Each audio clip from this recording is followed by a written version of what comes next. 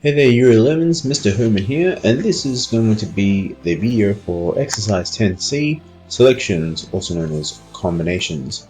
Learning also this lesson, so look into what combinations are and how they differ to permutations, look into the formula of combinations and how we can use the combinations formula using the ClassPad calculator, the shortcut notation, or shortcut way of getting it. Success criteria, so what you'll be able to demonstrate at the end of this exercise is to be able to solve combination questions with varying restrictions or circumstances. Now, apologies for my absence for today, for Wednesday. I'm coming down with something not making me feel too crash hot, and I do not wish to spread this within the classroom. So yeah, hopefully for a speedy recovery, and I should be in Thursday's double. We'll see how we go. For now, I'll just make this video for 10C on combinations. Lot to get through with this, quite a bit of explaining and a lot of theory and maths behind it. So to get into this, to get started, we'll look into the difference between permutations and combinations. Now, key terminology for permutations, arrangements, and that's what I call this for exercise 10B.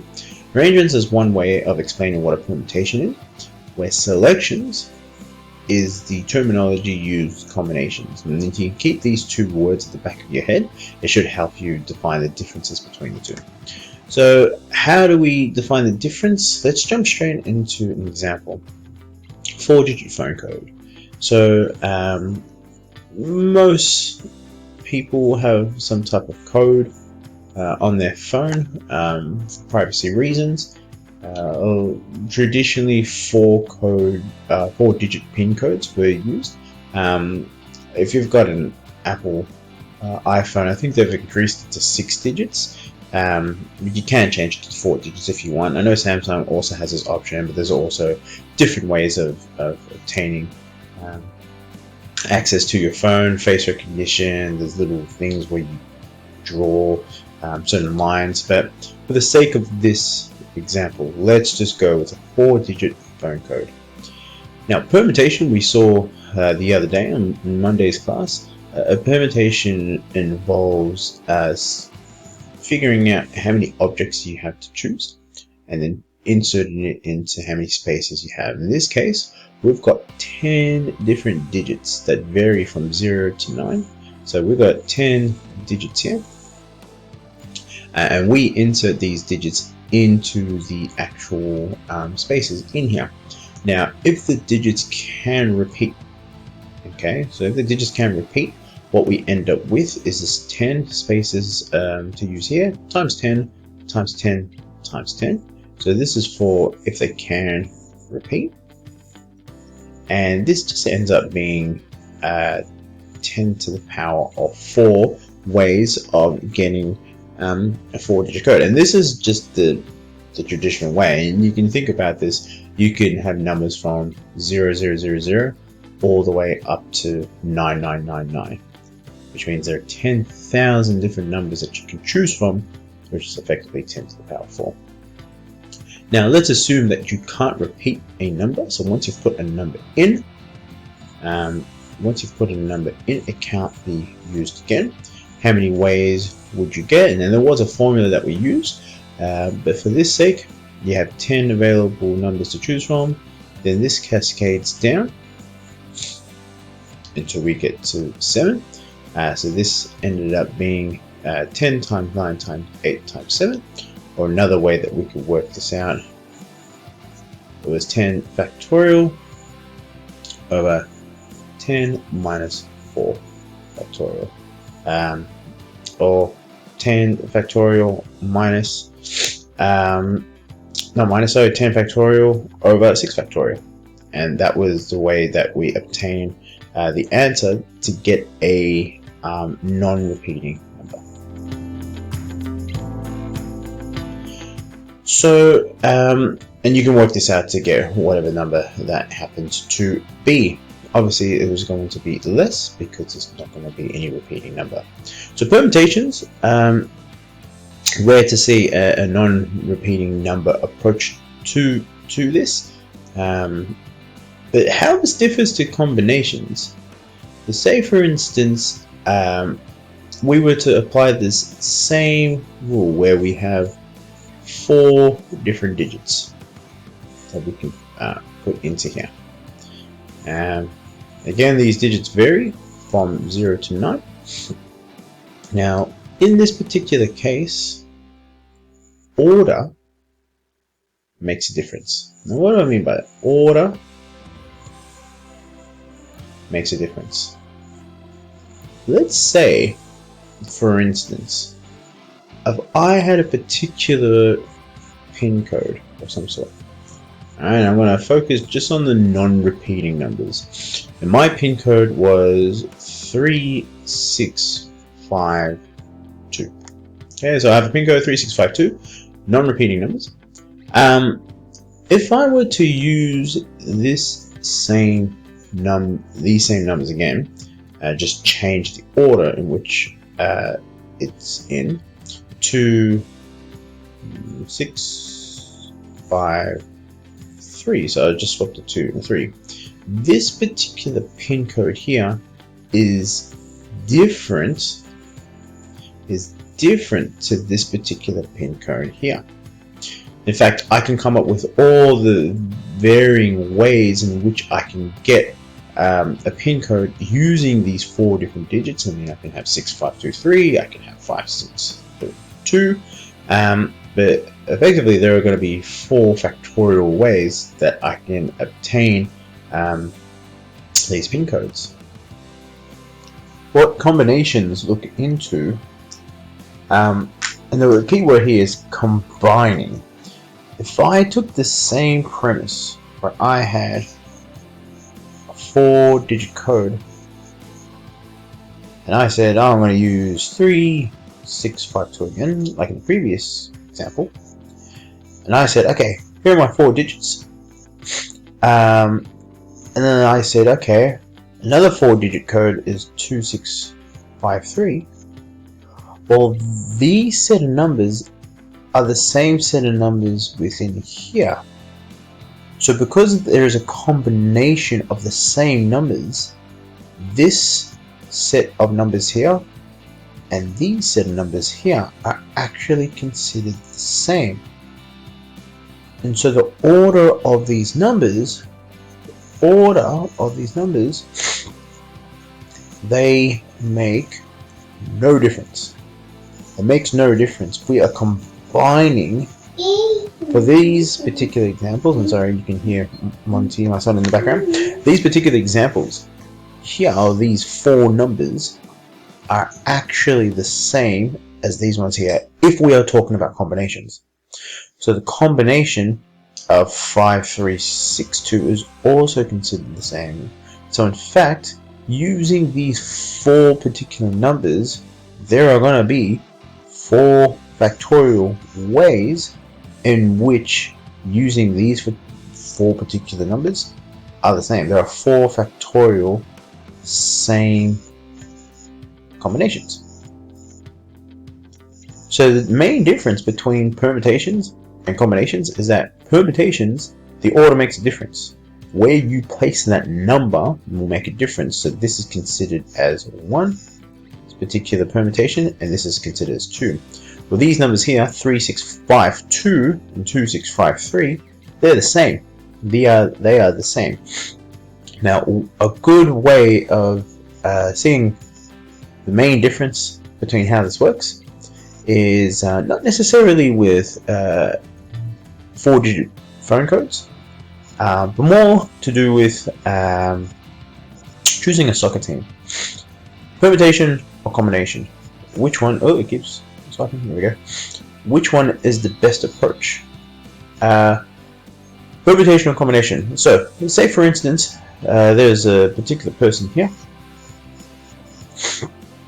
and this person is not necessarily a person within a soccer team. He's just someone that chooses a soccer team, and so he needs just a soccer team. And within the soccer team, he needs 3 people. He needs 3 people. And so 3 people within the soccer team, and he has 10 people to choose from. There's 10 people to choose from. So this particular person has 10 people to choose from.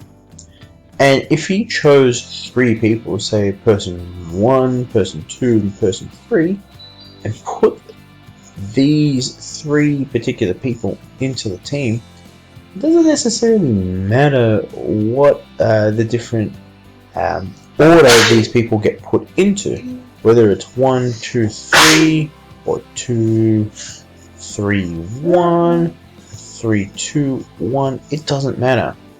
They are 3 people that are put into a team. They've been combined into a team. So permutation, the only way that permutation can be considered important is if each person that goes into this team has a particular important role within the team. So in this case, the place and where they get put into for the team is deemed important. Goalkeeper, striker, bottle person, it doesn't matter. The combination, it makes no difference. Okay. So the formula. What formula do we use to determine how to obtain a combination?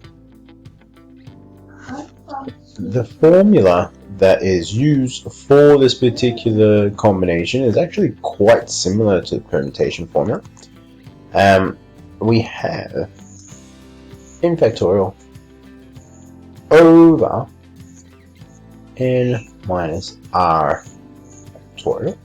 So remember, n being the amount of objects, and r was the amount of spaces available.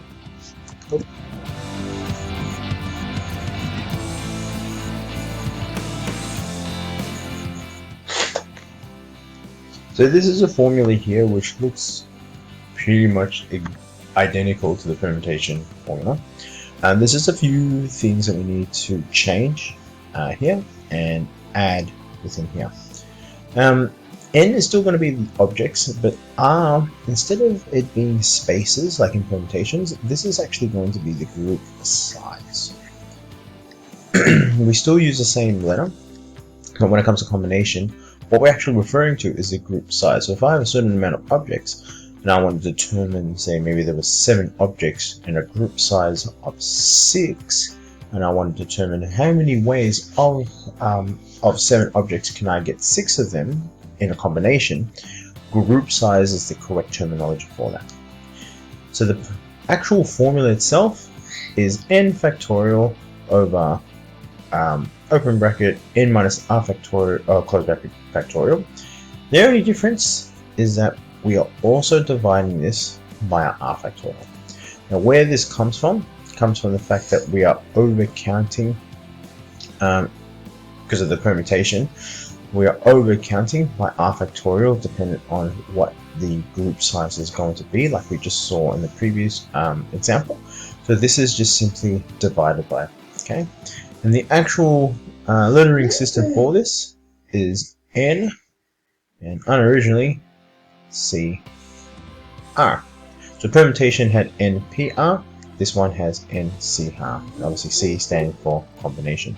So this is a formula that we use. Now there is a way that we can obtain this on the ClassPad calculator. Let's say for instance that we had a particular, let's just say a committee of some sort, and there are 20 people to choose from for this committee, which can only take 4 people. So 20 people is the n amount of objects, and R is the group size. So R is our group size. So we have a committee, there's 20 people to choose from, we only want to select 4. How many different combinations can we get? Because when you go into a committee, it doesn't necessarily matter what 4 people go into this committee, it's a combination. I always like to think of a combination as wet ingredients of, say, baking a cake. It doesn't necessarily matter which order you put them in, as long as they all just go into the bowl. That's what a combination is. So how we approach this is, if you grab your ClassPad calculator, I'm just going to clear all my things here and pop it onto the screen. You want to head to the main screen, and in the main screen you're going to press keyboard, pop this up.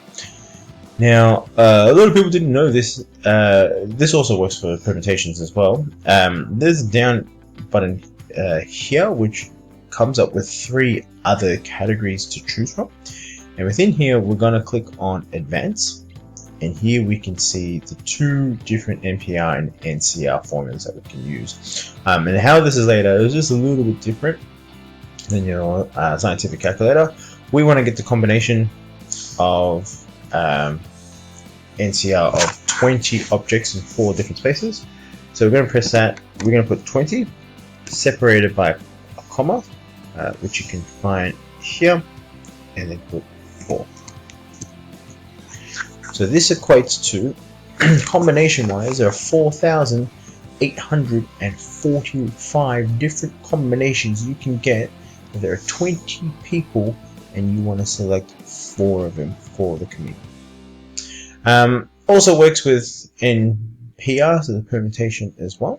What I'm going to do is I'm going to run through one example, and then the other example I'll make a separate video if need be, if I'm not in by Thursday. But the example that we're going to go through is this particular textbook example of example 13. There is a team of 3 boys and 3 girls. They would be chosen from a group of 8 boys and 5 girls. How many different teams are possible? So a team of 3 boys and 3 girls is to be chosen from a group of 8 boys and 5 girls. So to be very specific about this, because I know a few students get confused, there's one team. Not 2 teams, there's one team. We will be working out 2 separate calculations for this, but there's one team. And so a team of 3 boys and 3 girls. So 3 boys and 3 girls. So we have now in this particular example the amount of group sizes. They're going to be 2 separate, even though they're the same number, they're going to be 2 separate group sizes. And this is to be chosen from a group of 8 boys. So there's 8 boys to choose from for this particular 3-boy team, and 5 girls to choose from for this particular 3-girl team. So now we've got 2 separate combinations that we need to figure out, and what we do with those combinations is effectively multiply, and we'll get to that in a second. For now, what we need to work out is if our NCR, in this case an NCR, our N is our 8, and our group size is 3. So we want 3, specifically 3 boys to choose from 8 boys all up, and we also have a 5C3 as well. So we have 8C3 and a 5C3. So we're going to get different variations of 3 boys and different variations of 3 girls from this particular, I guess, pool we're choosing from. Now what we do with these 2 is, as I said before, we are going to multiply these 2 together. We're going to multiply these 2 together because once you get all your different types of combinations, particularly for the boys, there are also going to be girls a certain amount as well, and you have to figure out, okay, let's get 3 girl combinations. These 3 girl combinations, let's get one of them for now. So there's your 3 girls. We don't know who they are. There's one of them, and they're going to be matched up to every single combinations that you have with the boys. Okay, so that's one set. Then we have another combination of girls, and then they're going to be matched up with every single combination from the same set again. And then we're going to do this again and again until we run out of all the different combinations that we get. So effectively, as we're matching up each of these combinations to the other combinations, all we're doing is a simple multiplication of the two different combinations. Okay. Now we can work these out just using our trusty class-mate calculator. Let's grab a calculator here. So we want to find NCR of 8, choose 5. So this here is 56, and we're also going to find NCR of 5.